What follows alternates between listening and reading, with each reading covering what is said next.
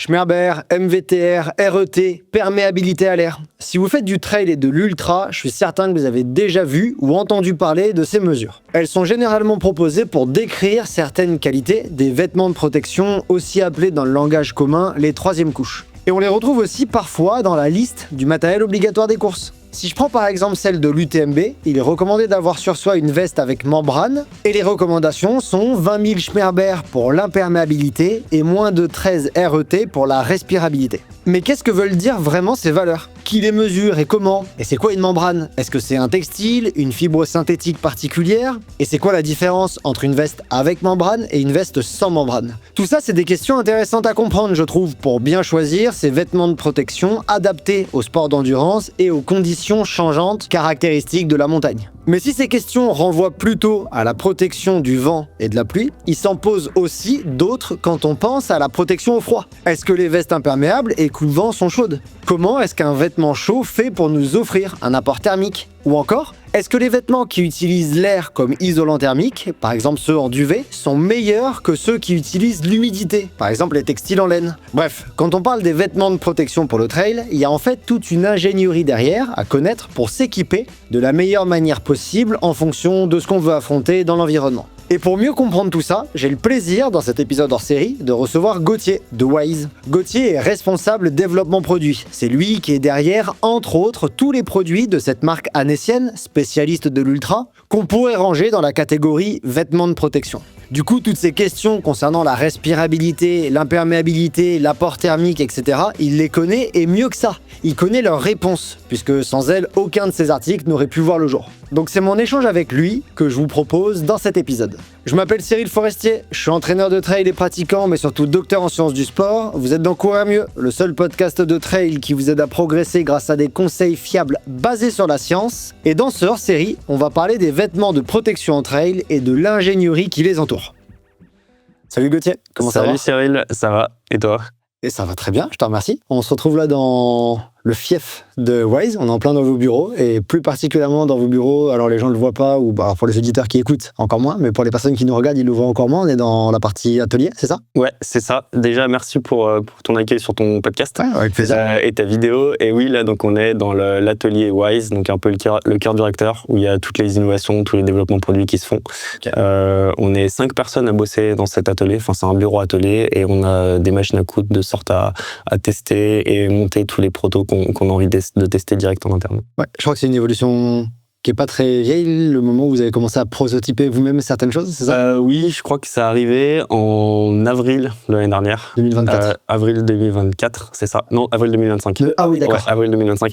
Ouais, c'est assez récent, et en fait, on avait tellement on a beaucoup d'idées qu'on aime tester sur le terrain, et passer par un proto-usine, ça prend un délai qui est assez conséquent, et du coup, on avait un peu le rêve depuis le début de Wise de créer un atelier en interne pour tester et prototyper et être beaucoup plus réactif. Et donc là, depuis avril 2025, on a la capacité de monter tous les protos en interne dans notre bureau directement. Avant qu'on commence, est-ce que tu peux nous présenter avec tes mots, puisque les gens ils m'ont déjà entendu parler plusieurs fois de Wise, mais toi qui es au cœur de l'entreprise, tu dois avoir peut-être une autre définition de ce que c'est. Est-ce que tu peux nous présenter Wise et nous présenter ton rôle au sein de Wise? Alors Wise, je dirais qu'on est une marque de vêtements et équipements d'ultra running. Toutes les personnes chez Wise courent des longues distances, donc je pense que ça fait vraiment partie de la philosophie de l'entreprise de courir.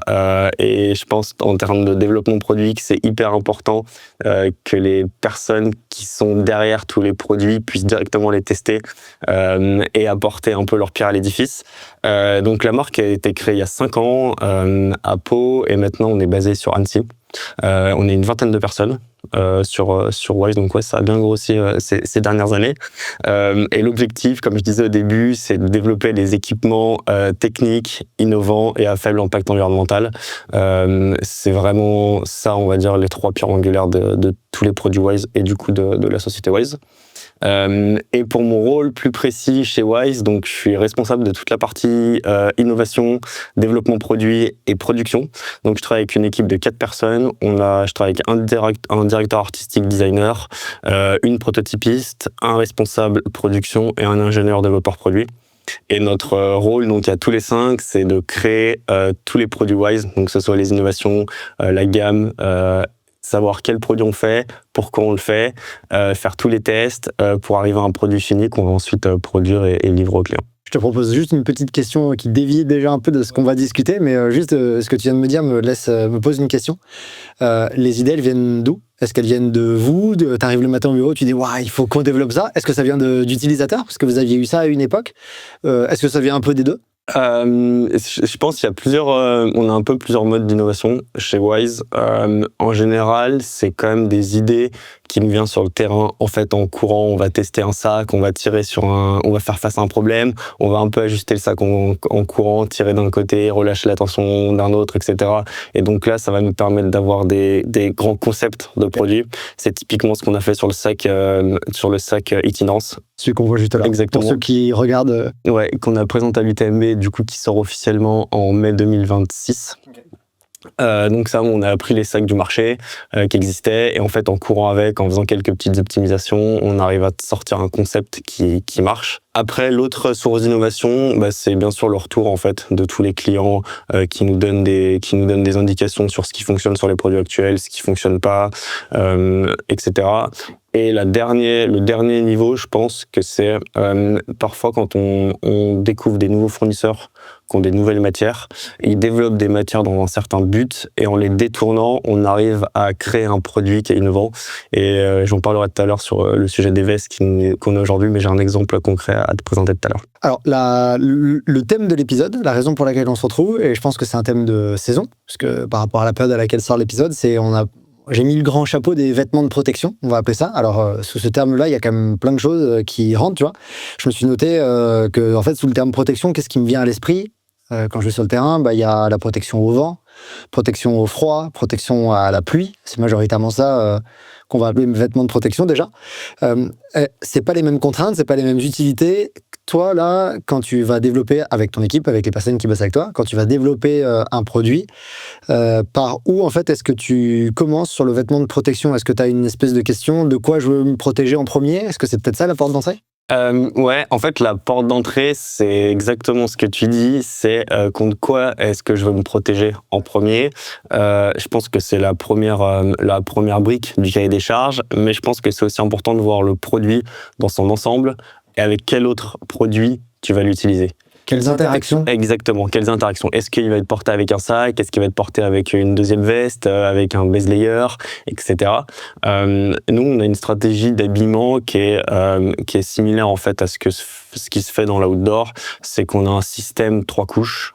Donc c'est une première couche contre la peau qui permet d'évacuer l'humidité, évacuer la transpiration. Une deuxième couche qui permet l'apport thermique. Donc qui va donner de la chaleur, et une troisième couche qui te protège des éléments, donc comme tu disais, le vent, la pluie, la neige, la grêle, etc. Et en fait, en trail, ultra trail, c'est le meilleur moyen en fait d'avoir ces 3 couches, que chaque couche ait bien sa fonctionnalité, et c'est ce qui permet de jouer et d'être le plus versatile possible.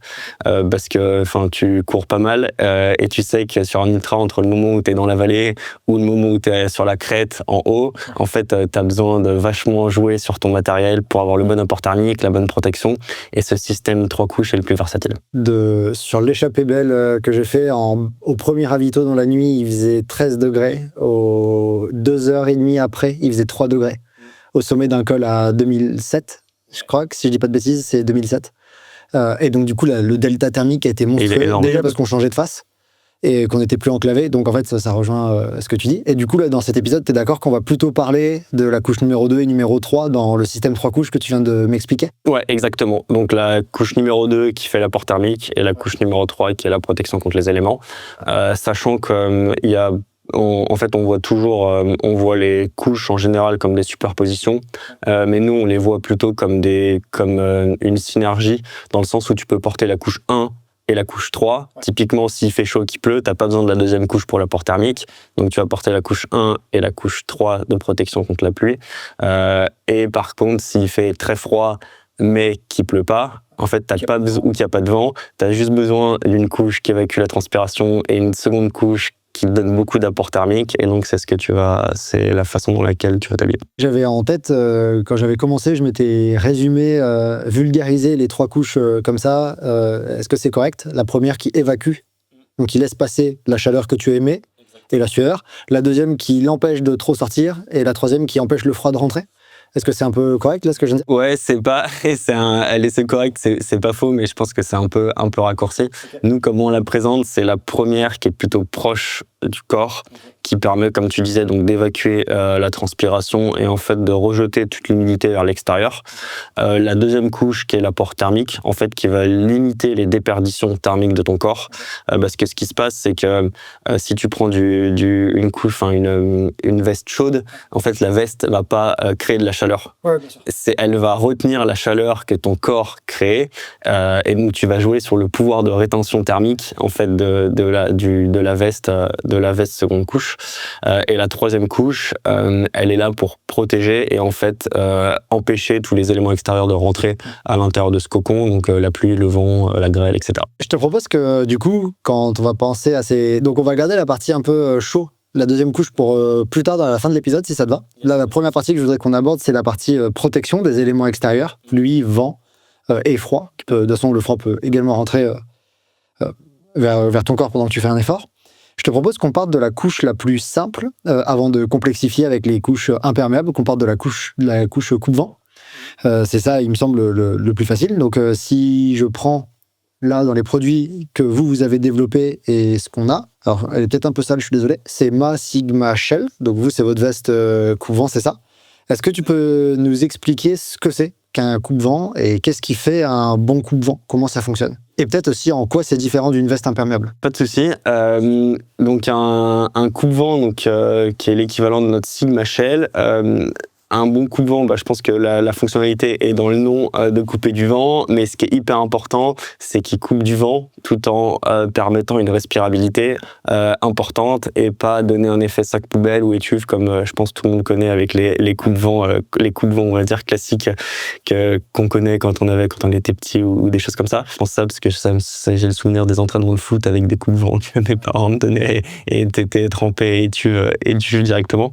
Là, ce que tu soulèves, c'est la question de respirabilité. C'est juste pour vulgariser ça, le manque de respirabilité d'un matériau comme un coupe-vent, ça va faire cette sensation qu'en 4 minutes, on a très chaud dedans, on transpire tellement qu'on peut presque plus le porter comme un sac poubelle, c'est trop chaud. C'est exactement ça. Il y a énormément d'humidité en fait à l'intérieur de la veste qui provient de la transpiration et de l'évaporation, de la vapeur d'eau. Et du coup, ok, la veste est totalement coupe-vent, mais en fait, elle est pas du tout confortable parce qu'on a une sensation étuve. Et donc tous les coupe-vents qu'on a actuellement sur le marché, en fait, sont fabriqués selon, je dirais, 3 façons différentes.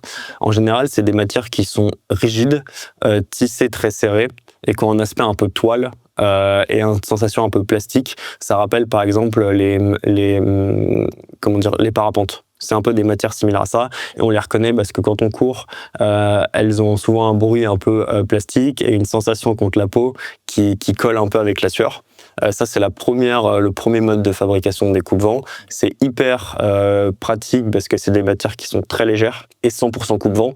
Par contre, à contrario, elles sont pas hyper confortables parce qu'en général, elles sont totalement rigides. Elles ont un bruit un peu de plastique et comme je disais, avec la sueur, ça a tendance à coller à la peau et pas être très confortable. Le deuxième moyen, c'est d'utiliser des tissus qui sont enduits. Donc, on vient mettre par-dessus une induction qui permet de le rendre coupe-vent. Et la troisième façon, c'est d'utiliser une membrane qui est coupe-vent. Donc, c'est comme un film alimentaire qu'on vient prendre en sandwich entre 2 autres matières de tissu. Enfin, entre 2 autres tissus pour la rendre plus solide. Cette membrane ne sera pas imperméable, mais elle sera coupe-vent. C'est un peu les 3 méthodes. Dans tous les cas, avec ces 3 méthodes, on a des produits qui sont 100% coupe-vent. Donc, ils ne laissent pas du tout passer l'air.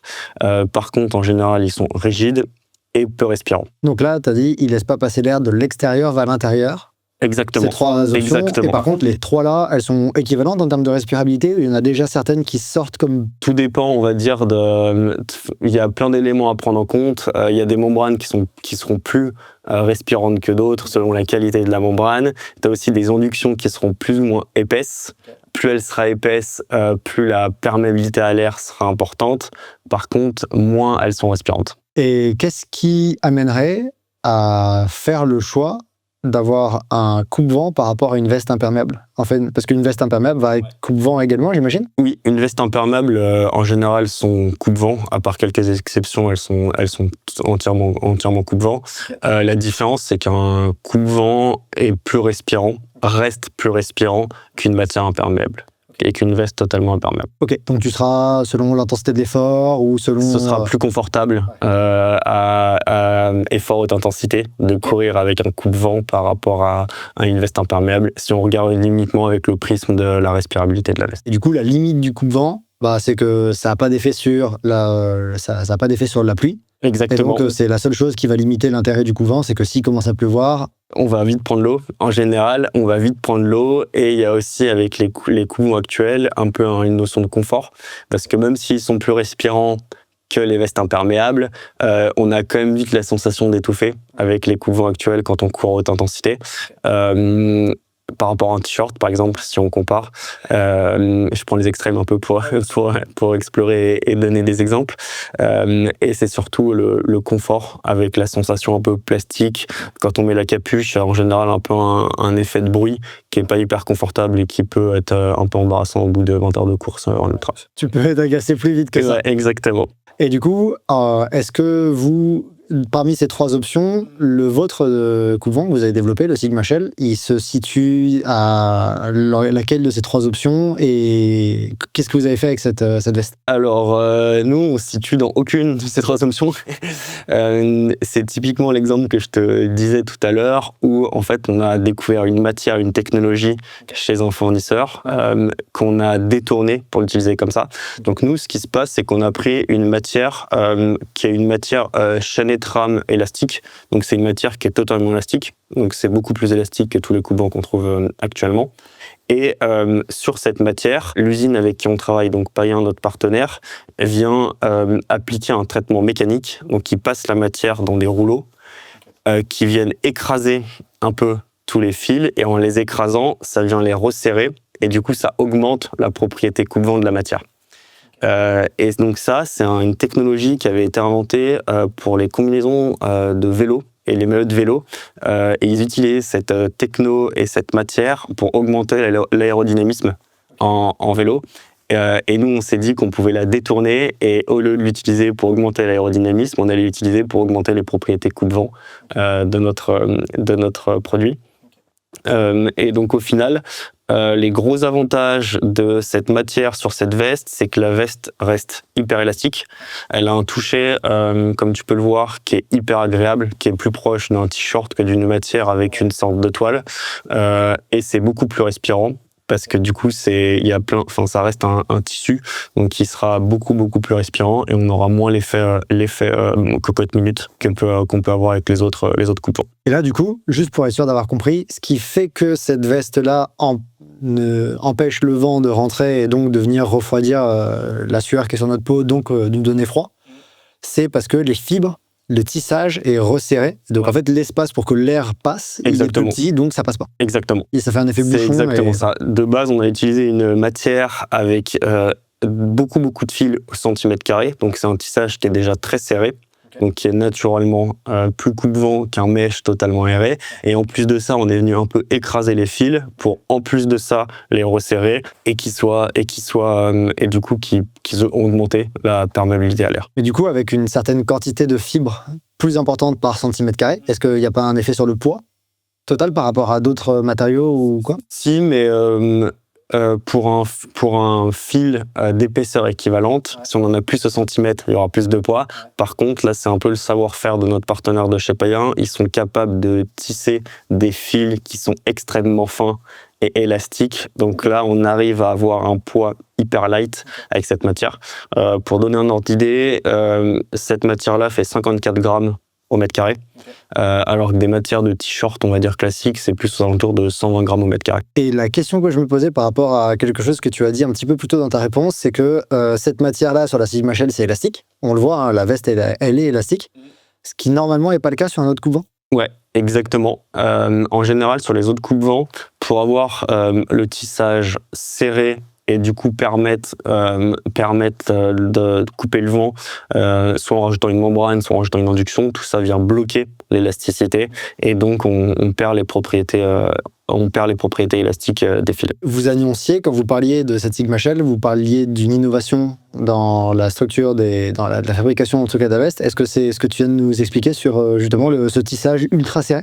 C'est le tissage ultra serré, donc ça qui est la matière qu'on a chez notre partenaire païen, mais c'est la combinaison de cette matière ultra serrée avec du coup le traitement mécanique qui permet de venir resserrer les fils. Tu sais comment il se passe ce traitement mécanique? Juste, je suis curieux de... Je sais pas exactement comment il se passe. Qui écrase. Ouais, en fait, c'est un peu le savoir-faire de notre partenaire. C'est les seuls à avoir développé cette technologie. Mais ce que je peux dire, c'est que c'est des gros rouleaux. Et la matière est passée entre des rouleaux qui viennent un peu écraser les fils et c'est ça qui leur sert. Et en fait, on peut le voir un peu à l'œil. Il y a une surface, il y a un côté de la matière qui est un peu plus brillant. Ok, oui, exact. Et au toucher, c'est un peu plus lisse. Et donc, c'est ça qui permet d'augmenter les propriétés coupe-vent. Et du coup, est-ce qu'une veste comme ça, des fois, on entend parler d'un terme sur lequel qu'on n'a pas encore abordé, on entend parler de déperlant. Est-ce que c'est un traitement supplémentaire qui va... Qu'est-ce que c'est déjà qu'un traitement déperlant? Et est-ce que c'est quelque chose qu'on va retrouver sur la veste ou pas? Oui, donc un traitement déperlant, en fait, c'est un traitement qu'on vient appliquer sur le tissu. On peut appliquer ça sur n'importe quel tissu. Enfin, en tout cas, tous les tissus qu'on utilise pour nos vêtements, qui est indépendant de ce traitement mécanique pour les propriétés coupe-vent. Et en fait, le but d'un traitement déperlant, c'est de venir faire en sorte que l'eau va perler à la surface du tissu et qu'elle va pas venir s'accrocher au tissu. Parce que plus elle s'accroche, plus elle a de chances de passer à travers. Exactement. Ok. Et donc l'avantage sur un coupe-vent, quel qu'il soit, mais donc par exemple le Sigma Shell, de mettre un traitement déperlant, c'est de se dire si je prends une petite pluie fine, ce sera ok, mais par contre à un moment ça ne le sera plus. Ouais, c'est exactement ça. En fait, une petite pluie fine, il n'y aura pas de souci parce que l'eau va perler. Et même si la matière prend un peu l'eau, elle est tellement light qu'en final, en courant, elle va très très vite sécher. J'ai une dernière question à te poser sur le coupe-vent. Est-ce que, on va en parler dans quelques instants, on sait, et les auditeurs ils l'ont déjà entendu plein de fois, on sait que une veste imperméable, on peut dire qu'elle a une imperméabilité de X, Y, Z avec des mesures dont on va reparler. C'est moins commun de l'entendre sur des vestes coupe-vent. Est-ce qu'on peut mesurer à quel point est-ce qu'un coupe-vent coupe le vent? Ouais, c'est une donnée de perméabilité à l'air qui est en litres par mètre carré par heure. Et donc, le test est assez simple. On vient placer un bout de tissu et on fait passer à l'intérieur un flux d'air. Et en fait, on mesure la différence de pression d'un côté vs de l'autre. Je crois savoir, mais je suis pas sûr à 100%, tu me corrigeras si c'est faux.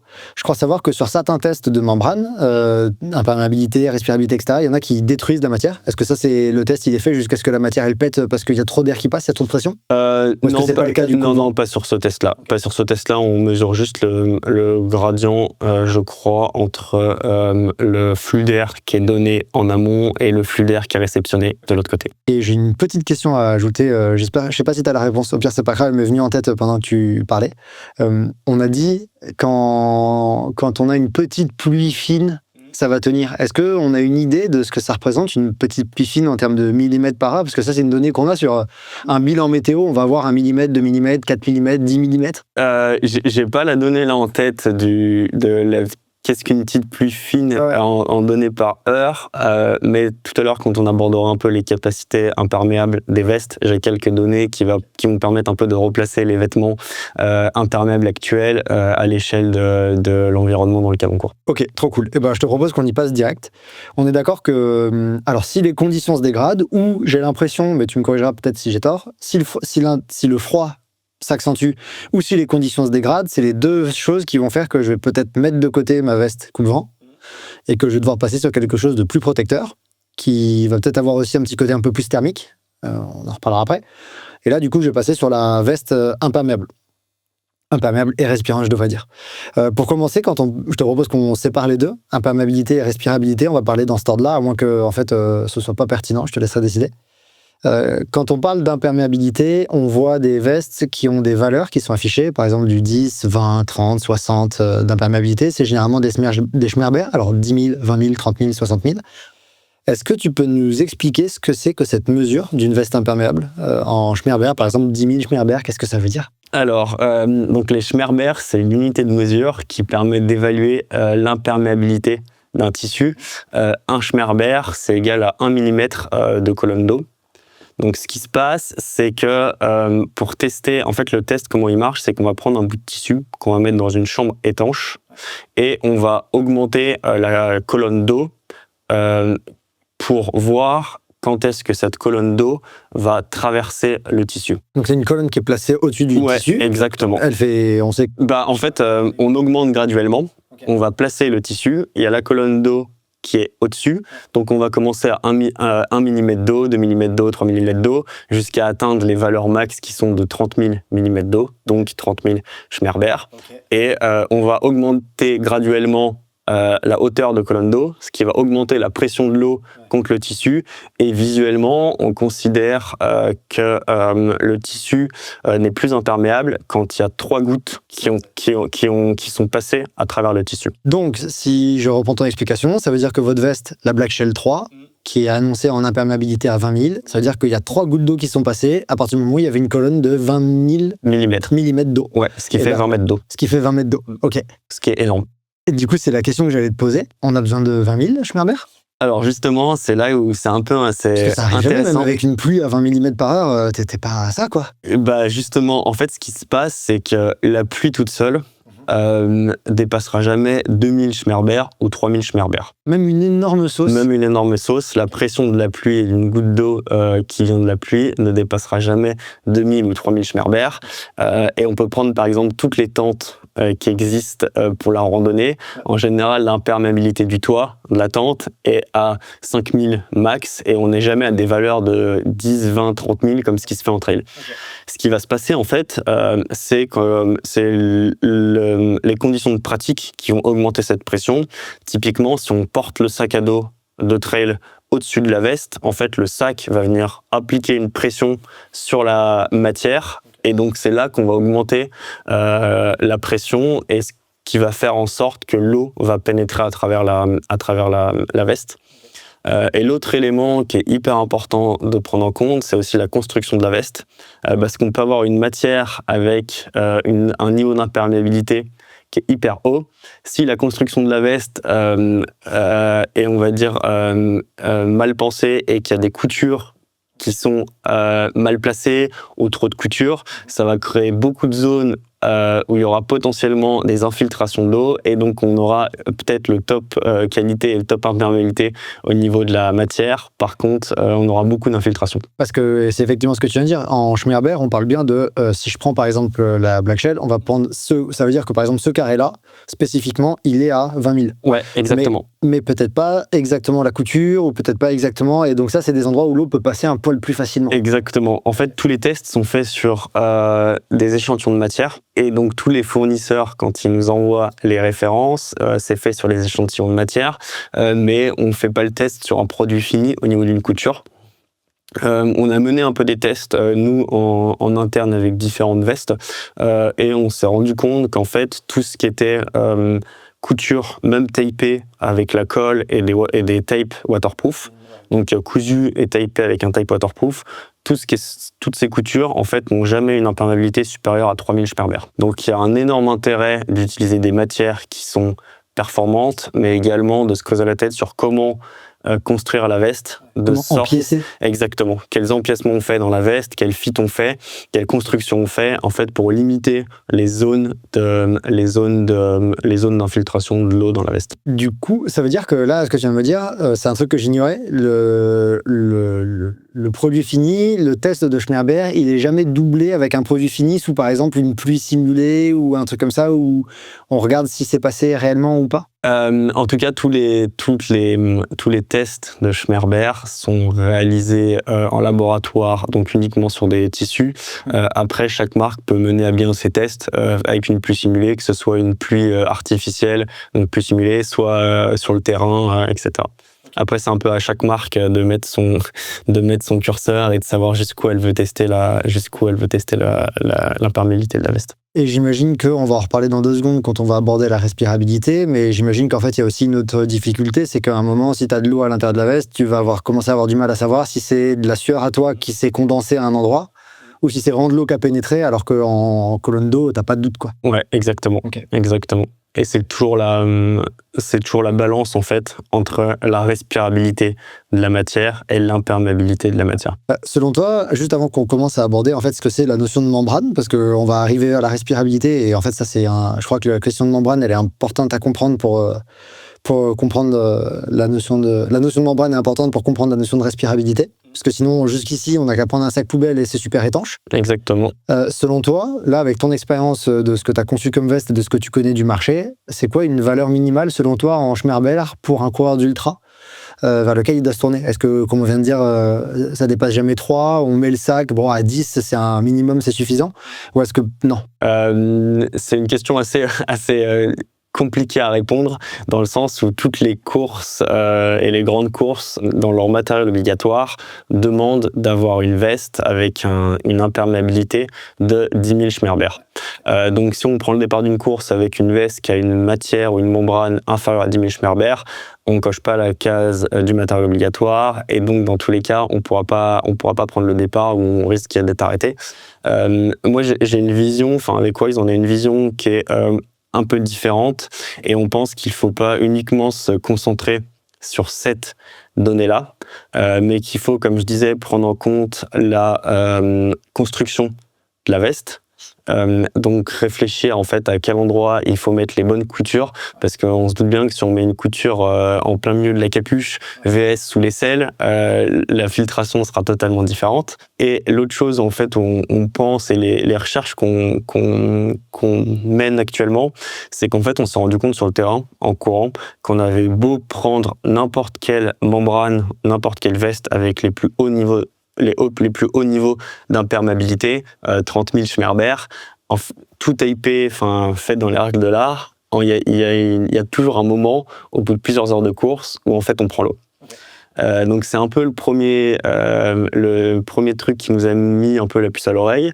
Et la deuxième chose, c'est que quand on regarde les marins sont jamais habillés avec des matières membranées, ils sont toujours habillés avec des matières induction qui sont totalement imperméables, et du coup qui permettent de ne pas en fait d'avoir aucune infiltration d'eau. Et donc ça c'est un élément aussi sur lequel on travaille actuellement.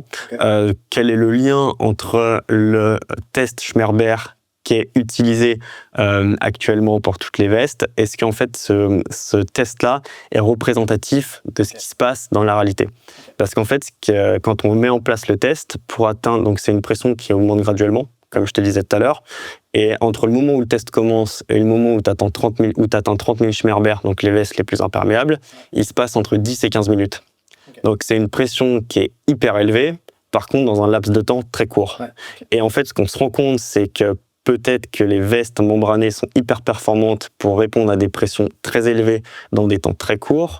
Par contre, une pression plus faible durant de nombreuses heures, et donc typiquement en ultra trail, on finit toujours un peu en quelque sorte à être mouillé, avoir une sensation d'humidité qui vient peut-être de la transpiration, mais on pense qu'elle vient aussi d'infiltrations qui se font au sein même de la matière. Typiquement, on imagine qu'il y a d'autres phénomènes qui rentrent en jeu, comme des phénomènes de capillarité, qui font qu'au final, l'eau va traverser la membrane et qu'on va finir avec une couche intérieure qui est humide. Il y a juste une question qui m'est venue en tête pendant que tu présentais les produits. Alors, je vais essayer de les montrer pour les personnes qui regardent, mais pour les personnes qui écoutent, je mets juste côte à côte la coupe-vent et la Sigma. En fait, là, il y a une grosse différence, c'est qu'il n'y a quasiment pas de couture. Enfin, on a l'impression que là, sur tout le buste, c'est un seul... Ouais, il y a 2 coutures sur les côtés. Voilà, il y a 2 coutures, celle-ci, il y en a plus. Est-ce que c'est possible de faire un coupe-vent ou une veste imperméable sans couture? Parce qu'on en voit par exemple des t-shirts sans couture. Ah, moi je dis une bêtise et que ça n'existe pas, mais il me semble que t-shirt sans couture, ça existe. Oui, il y a des t-shirts sans couture, mais c'est des t-shirts qui sont tricotés et qui sont pas tissés. Le problème du tricot, c'est qu'ils sont pas utilisés pour des coupe-vents, parce qu'en général c'est plus lourd que les tissus qui sont tissés, et les fils sont plus écartés que tout ce qui est tissé. Donc les produits qu'on va faire en tricot en général seront moins coupe-vent, Et en plus, ce qui se passe en général, c'est qu'on pourrait très bien mettre les 2 layers du complexe membrané en tricot, aucun problème. Par contre, la membrane à l'intérieur, on devra la coller parce que les membranes sont collées entre 2 épaisseurs de tissu. Et à partir du moment où on met une membrane, en fait, on peut pas tisser directement à 360 degrés en incluant une membrane à l'intérieur. Et bah, du coup, tu viens d'ouvrir la porte à ce que je voulais qu'on aborde ensemble. Tu viens de dire qu'il y avait une membrane entre 2 couches imperméables. Alors, est-ce que tu peux nous expliquer déjà un petit peu tout ça? Comment on fait donc la base d'une membrane, ce qu'il faut se dire, c'est qu'une membrane, c'est comme du film alimentaire. C'est hyper fin. Hyper fragile. Hyper fragile. Donc, ce qui se passe, c'est que pour que la membrane soit utilisable, elle est prise en sandwich entre 2 autres tissus, un tissu extérieur et un tissu intérieur. Donc, c'est ce qu'on appelle... On peut pas le voir? Non, c'est trop fin. C'est ce qu'on appelle une membrane 3 couches, mais il existe aussi des membranes 2 couches. 2,5, c'est ça? Ouais, 2,5 et 2 couches. Donc quand c'est 2 couches, on a supprimé la membrane, la couche intérieure. Donc en général, elles ont un aspect un peu plastifié contre la peau. Par contre, on garde la couche extérieure pour protéger la membrane de l'extérieur. Et une 2,5? Et 2,5, en général, c'est qu'on rajoute une induction à l'intérieur pour la rendre un peu plus solide. Donc, juste pour être sûr que qu'on a bien compris, une veste imperméable, on a 2 couches, 2 membranes, pas 2 membranes, 2 couches imperméables qui sont complètement à l'intérieur contre le corps, complètement à l'extérieur contre l'environnement, et entre ces 2 couches imperméables prises en sandwich, il y a une membrane. Non, c'est l'inverse. C'est la membrane qui est au milieu et qui est imperméable et respirante. Et cette membrane est prise en sandwich entre 2 couches de tissu qui viennent la protéger de l'intérieur et de l'extérieur. Ok, très bien. Donc, par exemple, si je cours et que je vois que la partie noire de ma Black Shell 3, là, elle est mouillée, c'est presque normal parce que de toute façon, c'est pas la membrane. Exactement. Exactement. Ce qui va se passer, c'est qu'au début, tu vas voir l'eau perler parce qu'on a mis un traitement déperlant dessus. Jusqu'au moment où en fait il y aura trop d'eau, donc la couche de tissu extérieur va saturer, donc tu verras qu'elle est mouillée. Par contre, ce sera que la couche extérieure et la membrane qui est sous cette couche aura pas transpercé, et donc à l'intérieur de la veste tu seras au sec. Ok, donc là en fait on va pas le faire, mais si on découpe, on voit qu'au milieu de tout ça, on va voir quelque chose au milieu. Ou c'est quasiment... en fait, si on découpe et qu'on délamine la membrane, on va clairement voir 2 tissus qui sont hyper fins, presque comme de la toile d'araignée, avec un film alimentaire au milieu. Du coup, une membrane, c'est ce qui fait imperméabilité et respirabilité. Donc ça veut dire que d'une part, elle empêche l'eau de l'extérieur de rentrer, et elle permet la sueur, donc la vapeur d'eau, parce que la sueur c'est de l'eau également, mais sous une autre forme que la pluie. Elle permet à la sueur de sortir. Comment est-ce que une membrane, un matériau est capable de permettre cet aller-retour? Parce qu'on est d'accord que si c'est pas le cas, c'est un sac poubelle. Et en fait, du coup, ça rentre pas, mais ça sort pas non plus. C'est parfaitement étanche. Là, nous, on parle d'étanchéité et de respirabilité. Donc, comment c'est possible? La plupart des membranes qu'on trouve sur le marché, donc c'est des membranes qu'on appelle microporeuses. Donc, c'est des membranes qui ont des micropores, et ces micropores sont assez gros pour laisser passer la vapeur d'eau, mais trop petits pour laisser pénétrer l'eau à l'intérieur.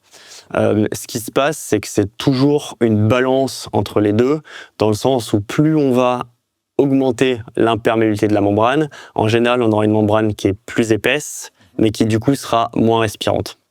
Donc il faut vraiment voir ça comme une balance entre imperméabilité et respirabilité. On peut très rarement, on peut même jamais mettre les 2 curseurs à fond, parce que c'est comme des notions qui sont totalement contraires. Donc en fait, c'est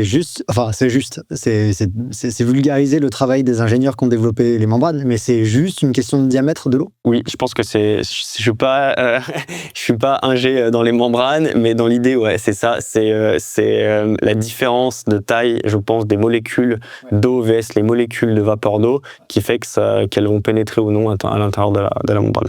Quand on parle d'imperméabilité et de respirabilité d'une membrane, on voit souvent apparaître plusieurs termes, plusieurs valeurs. Donc on vient de parler de la 10, par exemple, 20, 30, 60. Non, tu m'as dit que c'était 30 maximum en 30, Schmerber, ok. Donc on voit apparaître ça, et on voit apparaître du coup les valeurs de respirabilité. C'est pour ça qu'on parle d'une 10-10, une 20-20 par exemple, qui elles sont des fois en MVTR ou RET. Le MVTR, c'est une mesure qui doit être la plus grande possible pour être très respirante. Le RET, c'est l'inverse. Au plus c'est petit, au plus c'est respirant. Est-ce que tu peux nous expliquer ce que ces valeurs veulent dire et comment est-ce qu'on les obtient? Tu nous as expliqué pour les Schmerber avec la colonne d'eau. Comment ça se passe pour le MVTR? Donc, que ce soit les MVTR ou le RET, en fait, on mesure la respirabilité de la membrane. Donc, c'est des données qu'on fait aussi en laboratoire, en tout cas que les partenaires et les fournisseurs de membranes font en laboratoire.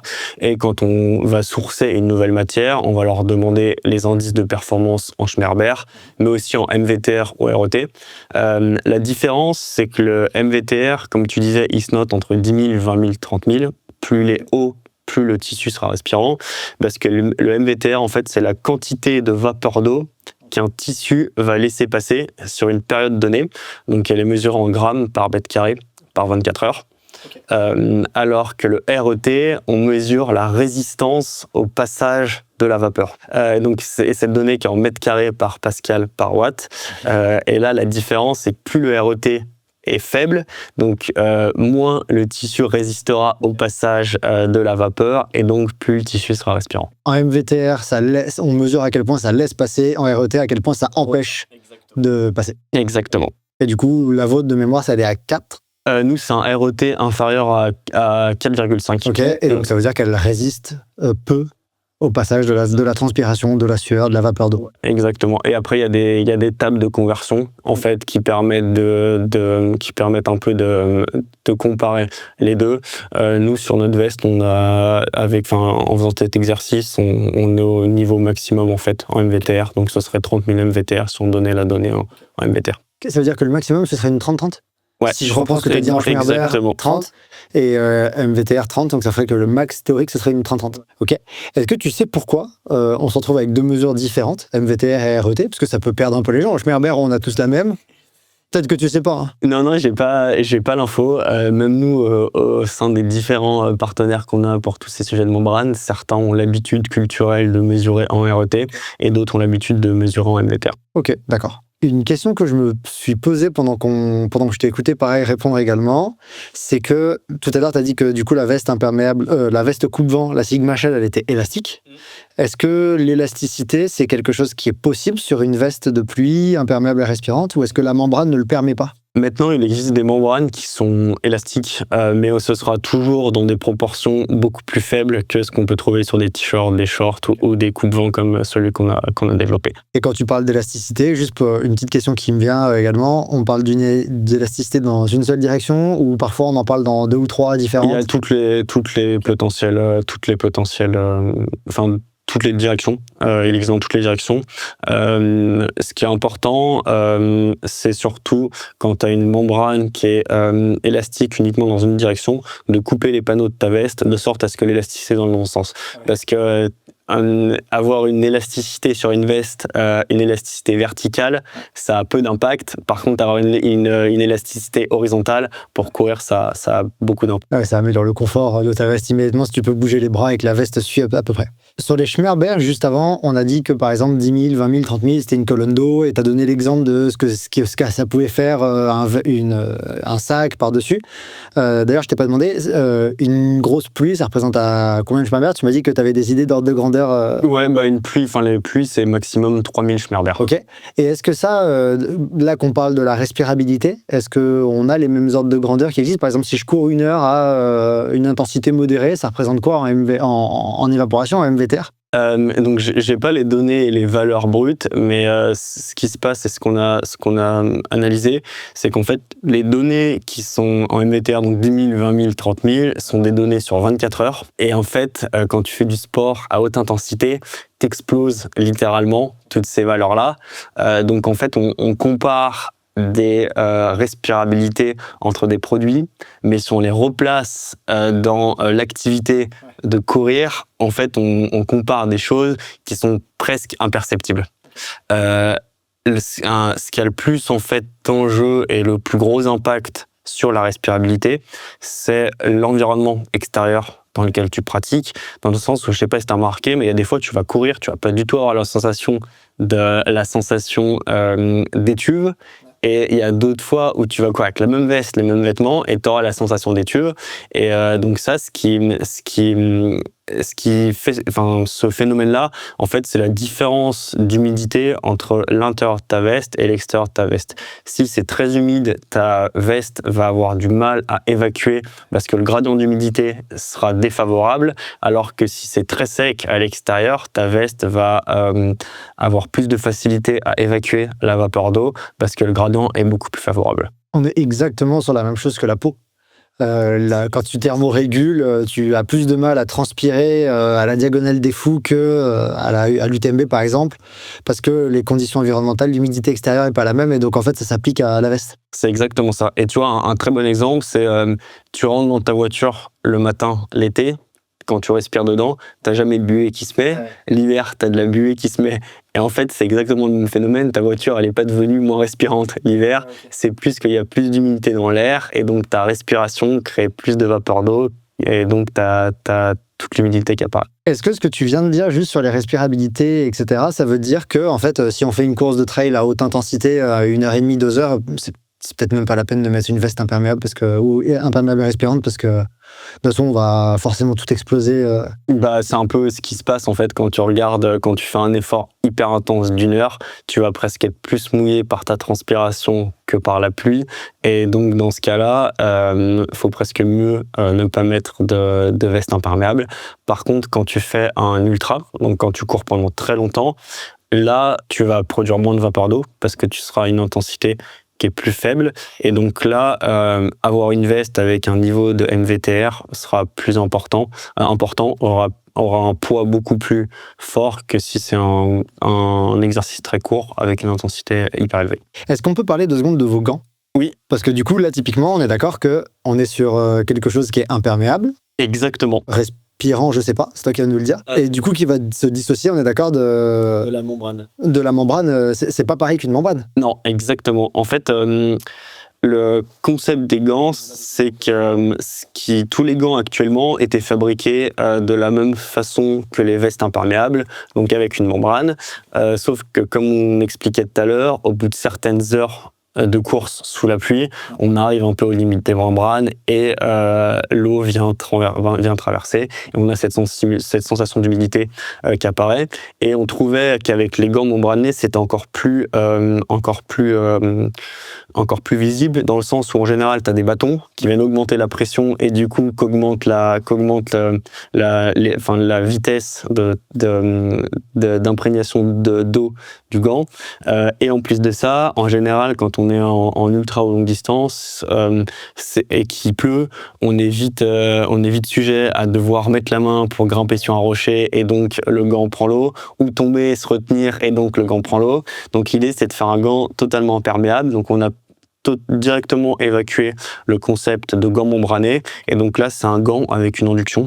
Et donc c'est une induction qu'on peut retrouver typiquement sur des vêtements de marins qui est totalement imperméable. Et est-ce que c'est respirant ? Non. Okay. Par contre, c'est pas respirant. C'est le problème de l'induction ? Exactement, parce que l'induction en fait c'est une couche, c'est une couche de plastique pour faire simple, qui vient totalement, qui est pas microporeuse et qui vient totalement bloquer la respirabilité. Mais c'était une volonté en fait de faire un gant totalement imperméable et non respirant, dans le sens où c'est des gants qui sont utilisés pour des conditions extrêmes, et en général quand s'il pleut et qu'on n'a pas froid aux mains, parce qu'il fait chaud, on met pas spécialement de gants, et donc on va mettre les gants quand il pleut et qu'il fait très froid, et donc là il faut mieux avoir un gant non respirant mais totalement imperméable que l'inverse. Ouais. Il y a dans l'équipement du trailer, quand on regarde de surprendre la liste de matériel obligatoire que tu as cité préalablement, on retrouve généralement une dernière couche qui doit être imperméable,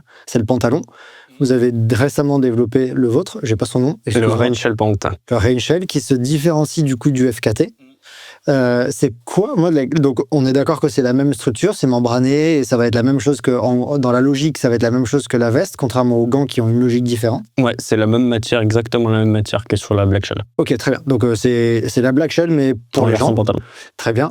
Est-ce que le fait que ce soit placé à un autre endroit du corps, les jambes qui, quand on court, bougent, il y a des personnes qui vont... on pense à Jim Wemsley qui va lever les jambes très haut, alors peut-être moins quand ça pleut. Est-ce que ça pose des défis en termes de structuration? Parce que c'est un membre différent, les jambes, quand tu fais une veste imperméable? Je pense que les contraintes sont un peu les mêmes que sur la veste, dans le sens où il faut protéger de la pluie, du vent et des mêmes éléments que la veste. La différence, c'est que autant on peut courir avec une veste qui est un peu large, un peu loose. Typiquement, c'est ce qui se passe quand on va venir mettre la veste sur le sac. On a tendance à avoir des vestes avec des soufflets qui sont assez loose. Par contre, courir avec un pantalon qui est hyper large ou au niveau des chevilles, ça frotte, c'est hyper compliqué. Et s'il est trop large, on a un peu du mal à voir où on pose les pieds. Donc la contrainte sur ce pantalon, c'était de faire un produit qui soit assez fité pour pouvoir courir. Par contre, s'il est fité, mais que la matière est pas élastique, en fait, on perd en confort et on ne pourra pas lever la jambe comme tu dis. Donc là, on a joué sur d'autres paramètres, dans le sens où on a fait le produit assez loose au niveau des cuisses. Donc là, on n'a pas besoin d'avoir un produit qui est très fité. On l'a fait plus fité au niveau des mollets et des chevilles. Et par contre, on a fait 2 grosses pinces au niveau du genou pour préformer le pantalon et donner du volume au niveau du genou et avoir assez d'amplitude de mouvement pour courir avec. Okay. C'est l'inverse d'un pas de def. Exactement.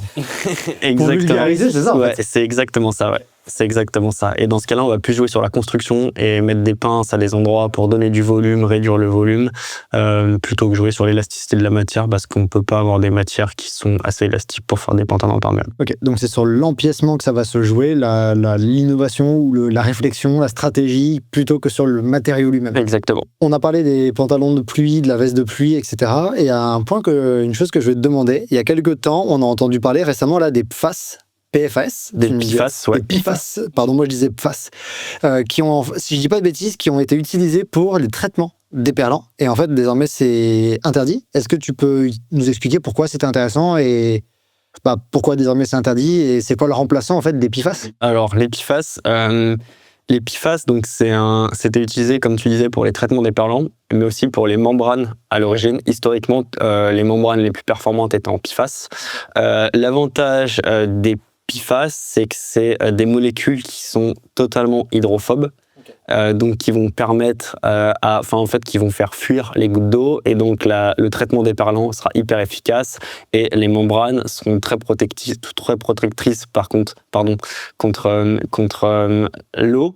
Le problème avec les PFAS, c'est que c'est des substances qui sont éternelles et qui se dégradent pas, parce qu'elles sont conçues à base de chaînes perfluorées, on appelle ça. Et ces PFAS en fait sont toxiques pour l'écosystème, pour l'environnement, cancérigènes, etc. Et donc c'est pour ça qu'ils ont été totalement bannis. Et donc tous les traitements déperlants et toutes les membranes ne sont plus fabriqués à partir de PFAS. Dans la Black Shell 3, du coup, qu'est-ce qu'on a et est-ce que vous avez remplacé ou vous n'avez pas eu besoin parce que vous en utilisiez peut-être déjà pas? Ouais, nous on n'a jamais utilisé de membrane ou de traitement déperlant fabriqué à base de PFAS. Nous c'est une membrane en polyester. Et le traitement qu'on utilise, c'est un traitement Drytech C0.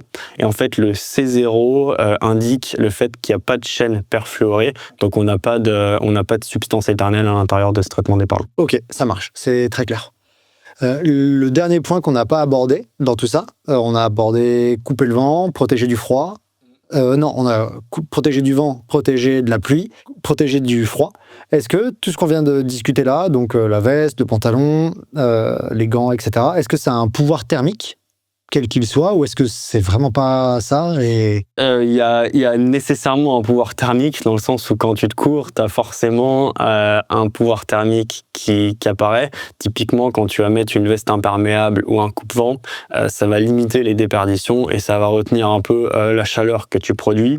Par contre, c'est des produits qui sont pas développés dans ce sens-là, et le pouvoir thermique de ces produits sera totalement inférieur à des produits qui sont développés dans le but d'augmenter l'apport thermique. Comme la nanoshell. Exactement. Quand on parle de pouvoir thermique, là tu nous as bien expliqué qu'il y en a un, c'était certaines structures, là c'était plutôt la construction de membranes qui permettait d'avoir la protection contre le vent et la pluie. Quand on parle de protection thermique, qu'est-ce qui permet d'avoir de l'apport thermique? Qu'est-ce qui permet justement de retenir cette chaleur de notre corps en termes de matériaux? Donc on a l'habitude de dire que l'air c'est le meilleur isolant. Ouais. Donc il y a beaucoup de vêtements qui ont pour objectif d'augmenter l'isolation thermique, qui sont fabriqués à partir de duvet synthétique ou duvet naturel. Et en fait, ce qui va se passer, c'est que ce duvet va emprisonner une grosse quantité d'air. C'est pour ça que les doudounes sont gonflantes.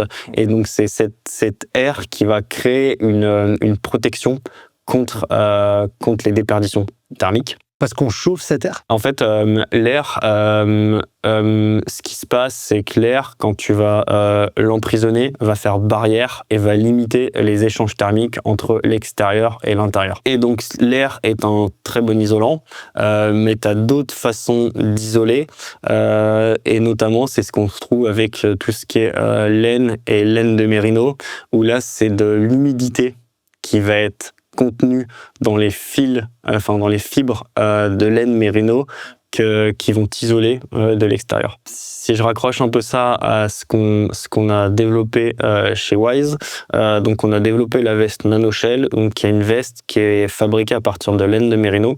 Ce qui se passe, comment fonctionne la laine de mérino, c'est qu'en fait c'est des fibres creuses, donc qui vont stocker jusqu'à 20% de leur poids en humidité, et en courant on va chauffer cette eau à l'intérieur et cette humidité à l'intérieur de la fibre qui va créer une barrière de protection contre le froid extérieur. C'est un peu le même mode de fonctionnement que tu as sur les combinaisons néoprène de surf, où en fait ça va venir créer une pellicule d'eau que tu vas chauffer avec ton corps et qui va te protéger du froid extérieur. Mais du coup, est-ce que cette partie de la laine de mérino, quand elle va être exposée à une température froide, elle n'a pas le risque de lutter entre le froid qui vient rafraîchir cette humidité, ton corps qui essaie de la chauffer? Ouais. En fait, ce qui va se passer, c'est que vu que la veste sera proche de ton corps, tu vas la chauffer, et donc tu vas chauffer cette humidité, et c'est une fibre qui a une grande inertie thermique, donc le temps que le froid extérieur, déjà, il faut qu'il soit plus important que ta chaleur corporelle pour qu'il prenne le pas dessus, mais même s'il prend le pas, comme la matière a une grande inertie thermique, en fait, le temps que ça la refroidisse, tu vas conserver beaucoup de chaleur dans cette matière. Et nous, on l'a beaucoup testé, on a beaucoup couru en hiver avec cette veste, et donc c'est une matière qui fait 165 grammes au mètre carré, mais on arrive à courir avec un t-shirt en dessous, tu peux courir jusqu'à des températures de 5 degrés, 0,5 degrés sans problème. Mais en tout cas, ce que tu viens de nous raconter, ça justifie l'existence d'une troisième couche que tu vas mettre par-dessus, qui va encore limiter le fait que de l'air extérieur vient refroidir la laine de mérino. Exactement. Une question que je me posais, c'est parce qu'en fait, le mérino, c'est de la laine de mouton. Ça vient d'animaux. Et on a déjà entendu parler des fois d'utilisation de la laine qui n'était pas très éthique, etc. Est-ce qu'il y a un moyen on a parlé un peu des PFAS, faire en sorte qu'ils soient bien pour l'environnement. Est-ce qu'il y a un moyen de s'assurer que, par exemple, la laine de mérino, elle est d'une meilleure qualité, d'une filière plus éthique d'un point de vue animal? Ça, c'est un travail à faire en fait auprès des partenaires avec qui on travaille, parce que nous, quand ils vont nous présenter les tissus, ils vont nous présenter le tissu en nous disant qu'il est composé à base de élastane, polyamide et mérino, et c'est un travail en fait qu'on fait nous de remonter la chaîne, et on se renseigne sur d'où vient cette laine. Donc là, typiquement, je sais que sur cette veste-là, c'est une laine qui vient de Nouvelle-Zélande et qui vient de moutons qui sont élevés sans museling. Et le museling, je ne sais pas si tu en as déjà entendu parler, mais en fait, c'est un peu... il y a eu beaucoup de sujets autour de la laine de mérino et des moutons qui sont élevés avec museling. En fait, c'est la laine...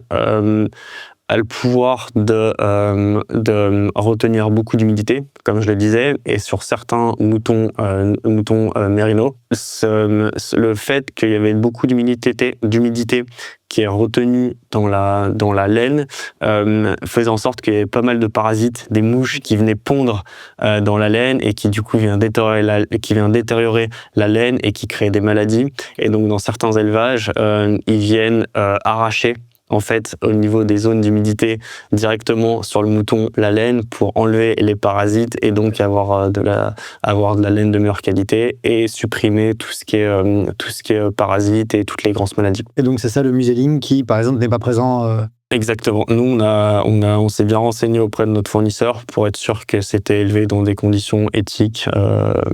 On a parlé du coup de la nanoshell que vous avez développée. Vous avez également développé la thermal shell qui va être une deuxième couche, mais il y a juste une dernière couche dont on n'a pas parlé, le base layer. Vous en avez développé un également chaud. Comment il se situe lui par rapport au matériau que tu viens de discuter? Est-ce que c'est du synthétique, du mérino? Comment tu fais pour avoir une première couche qui est respirante, mais qui a quand même un apport thermique et qui est pas juste un t-shirt entre guillemets? Bah ça c'est pareil, en fait il y a plusieurs types de matières qu'on peut utiliser pour faire un base layer. On peut utiliser des matières qui sont synthétiques et qui vont reproduire par exemple le fonctionnement de la laine ou qui vont reproduire le fonctionnement d'une polaire, donc encapsuler le plus d'air possible pour protéger. Nous sur le heat layer, donc le base layer qu'on a développé, on a fait le choix de faire un mixte entre matière synthétique polyamide et matière laine des mérinos.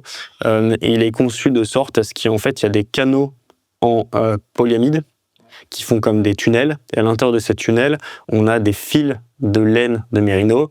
Donc ce qui se passe, c'est quand tu vas transpirer, toute l'humidité de ton corps va être aspirée à l'intérieur des canaux par la laine de mérino. Du coup, toute la partie qui est contre ta peau, qui elle est en polyamide, va rester sèche parce que l'humidité va naturellement être attirée par la laine qui va gonfler avec cette humidité. Et ça est compatible d'avoir plusieurs couches, par exemple en mérino? Ouais, aucun problème. En fait, ce qui se passe, c'est qu'ensuite, on va jouer selon les températures sur l'épaisseur des couches. S'il fait très froid, on va mettre un base layer épais avec une veste épaisse, ou s'il fait plus chaud, on va mettre uniquement un t-shirt avec par-dessus une veste en mérino comme la nanoche. Si je te propose une dernière question qui a pour but de guider les personnes sur comment choisir, selon toi, c'est quoi la bonne façon de réfléchir et de choisir à tes matériaux, aux produits que tu vas porter, aux vêtements que tu vas porter en fonction des conditions? Est-ce que tu dois d'abord réfléchir à la température, au vent, au froid? Comment tu ferais toi pour proposer une piste de réflexion et des choix? Je pense que la première base, c'est, comme tu dis, c'est de regarder les conditions dans lesquelles tu vas courir. Les conditions, donc, c'est les températures, potentiellement l'altitude, parce que si tu as la température en vallée, mais tu vas monter sur des cols très hauts, la température va chuter. Regarder aussi les éléments extérieurs, est-ce qu'il va y avoir de la pluie, du vent, de la neige, etc. Et après, à partir de ça, sélectionner pour chaque couche du système 3 couches l'élément le plus adapté. Typiquement, ta première couche, si tu sais qu'il va faire chaud tout le long, tu vas conserver un t-shirt. Par contre, si tu sais qu'il va faire froid, tu vas plutôt mettre un base layer, donc une première couche qui est plus épaisse, qui a un certain apport thermique. Pareil pour la deuxième couche. Est-ce que tu vas prendre une deuxième couche qui a un apport thermique très faible, mais dans ce cas-là, il faut que tu restes dans des conditions chaudes, ou est-ce que tu vas prendre une deuxième couche qui est plus épaisse, qui encapsule plus d'humidité, donc avec un grammage supérieur, un grammage en laine de mérino supérieur, et donc dans ce cas-là, tu vas être paré pour aller dans des conditions un peu plus froides. Et après, la dernière couche, en fait, est-ce que tu vas courir dans un environnement où il y aura de la pluie? Donc si oui, tu dois prendre la troisième couche. Okay. Et après, la question qui reste, mais qui est peut-être à déterminer au niveau individuel de chaque personne, c'est à partir de quand est-ce qu'un t-shirt est assez chaud ou une deuxième couche est assez chaude? Par exemple, à partir de quelle température je passe d'une nanoshell à une thermal shell? Et du coup, ça c'est peut-être aussi un peu individuel, selon à quel point tu es à l'aise avec le froid ou à quel point tu produis de chaleur. Ouais, exactement. En fait, ça c'est pour savoir quel produit tu dois porter. Donc il y a l'apport thermique du produit, il y a les conditions environnementales, mais il y a aussi le troisième élément, comme tu disais, c'est l'intensité d'effort et donc la chaleur que tu vas produire. Et ça, je pense que tu l'apprends un peu en fait avec l'expérience, et tu sais si tu es en général à telle température, comment tu t'habilles. Mais là, chez Wise, on est en train de développer un nouveau système pour aider toutes les personnes à s'habiller et avoir les bons produits au bon moment. Et donc, c'est un système qui, selon la température extérieure et l'intensité d'effort en fait va recommander automatiquement la bonne combinaison de première couche, deuxième couche et troisième. Oui, parce qu'on imagine très bien que sur une Saint-Élion, la chaleur produite par Thomas Cardin qui gagne l'an dernier, c'est pas la même chaleur produite que le dernier finisher. Exactement. Okay. En fait, tout est question d'intensité d'effort. Plus l'intensité sera élevée, plus on va produire de chaleur, alors qu'il y a une intensité faible, on va produire moins de chaleur, donc on aura besoin de plus d'apport thermique. Je sais plus quel invité à moi disait que l'être humain a le même rendement qu'une machine à laver. Je crois que c'est 1/3 de notre énergie qui sert au mouvement et 2/3 qui est perdu en chaleur. Qui est le même rendement qu'une machine à laver. Bref, c'était dans un épisode Sébastien Racinet, pour les auditeurs qui voudraient l'écouter. Merci beaucoup Gauthier de nous avoir expliqué un peu tout ça, tout ce fonctionnement couche, coupe-vent, pluie et apport thermique. Merci, avec plaisir d'avoir essayé d'éclairer un peu toutes ces notions qui sont assez complexes. Si tes auditeurs ont d'autres questions, veulent rentrer plus en détail sur certains sujets, il n'y a aucun problème, ils peuvent nous contacter directement au service client chez Wise. Eli, qui gère cette partie, est un fan de produits, donc il a aussi bien en tête toutes ces notions, donc il peut renseigner sans souci. Tous les clients sur ces questions. Et pour les personnes intéressées, les produits dont on a discuté aujourd'hui seront présents en description de l'épisode. Merci beaucoup. Merci Cyril, à bientôt. Voilà, c'est tout pour cet épisode sur les vêtements de protection avec Gauthier, développeur produit chez Wise. Wise qui est, vous le savez, partenaire de la saison 2025 du podcast Courir Mieux. Je les remercie évidemment pour leur soutien tout au long de cette année et espère que ce 3e et dernier épisode avec Wise vous a plu. Je vous rappelle donc qu'il y en a 2 autres, un sur l'itinérance et un sur le FKT d'Antoine Clément sur le GR10 que vous pouvez découvrir ou redécouvrir en ligne. Si cet épisode vous a plu, je vous invite à rejoindre Courir Mieux et Wise sur Instagram, les liens sont en description. Vous retrouverez d'ailleurs en description également les liens vers les articles qui ont été discutés et présentés pendant cet épisode. Si vous avez des questions, n'hésitez pas à les mettre en commentaire ou à contacter directement Wise qui, comme Gauthier l'a dit, se feront un plaisir de vous répondre. Et on se retrouve la semaine prochaine pour le premier des 3 épisodes spéciaux que je vous ai concoctés pour finir 2025 comme il faut. Je vous dis donc à très vite.